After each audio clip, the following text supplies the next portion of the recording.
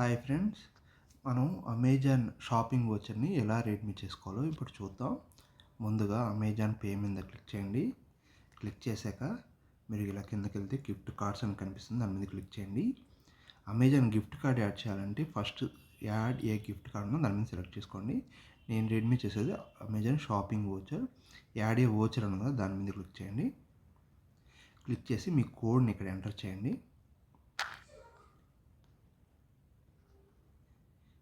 Add చేస్తే మీకు ఇక్కడ బ్యాలెన్స్ అనేది యాడ్ అవ్వడం జరుగుతుంది. ఈ విధంగా మనం ఇక్కడ ఎంటర్ చేసి కొడితే మనకు అమౌంట్ అనేది యాడ్ అయింది.